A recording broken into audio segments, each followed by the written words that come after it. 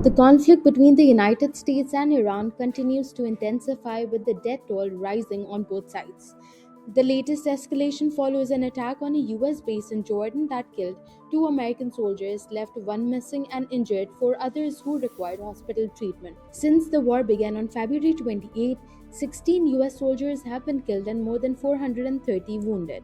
Iranian authorities say at least 50 people have been killed and 517 wounded in the latest US strikes launched this month. The conflict has now entered its eighth day as both countries continue to vie for control of the Strait of Hormuz, a key waterway through which one-fifth of the world's oil and natural gas traded in peacetime passes. Israel says it launched several interceptors following Iranian attacks on Jordan to prevent shrapnel from falling into Israeli territory. It reported that interceptor fragments landed near Eilat with no casualties or damage. Iran's Islamic Revolutionary Guard Corps or IRGC says this was the first time since the war began that an Iranian nuclear power plant was struck by American projectiles. Iran also says it shot down American drones used for surveillance and strike missions. The IRGC warned that vessels influenced by the United States entering what it described as unsafe waters would certainly have an accident. The group also claimed it had delivered heavy blows to American bases in Jordan, Kuwait, Oman, and other countries, adding that operations would continue. It also vowed revenge for those responsible for the killing of Supreme Leader Ayatollah Ali Khamenei. Iran's military says it intercepted and shot down an American locust drone in southern Iran. Meanwhile, the International Atomic Energy Agency says it is investigating reports of an overnight attack on the construction site of the Darkhovin nuclear power plant in southwestern Iran.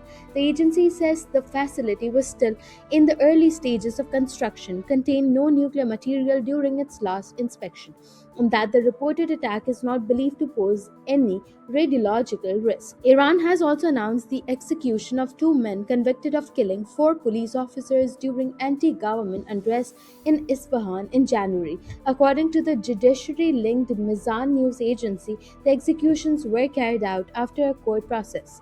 In diplomatic developments, U.S. Secretary of State Marco Rubio discussed the implementation of the U.S.-backed trilateral framework with Lebanese President Joseph Aoun and reaffirmed Washington's support for the initiative. Lebanon's Prime Minister Nawaf Salam condemned Iranian strikes on Kuwait and Jordan, calling them a violation of both countries' security and territorial integrity, and reaffirmed Lebanon's support for their sovereignty.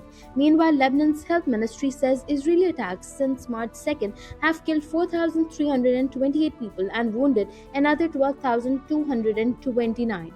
Elsewhere, Jordan says it intercepted three Iranian missiles while a fourth landed in a remote area without causing casualties. Kuwait says Iran targeted a power and water distillation plant for the second time in 2 days, causing fires at some facilities. US President Donald Trump says Republicans should add Iran to the Russia sanctions bill that penalizes countries purchasing Russian oil. And during talks in Doha, Qatar's Emir Sheikh Tamim bin Hamad Al Thani and Iraqi Prime Minister Ali Al Zaidi stressed the importance of dialogue to ensure freedom of navigation through the Strait of Hormuz.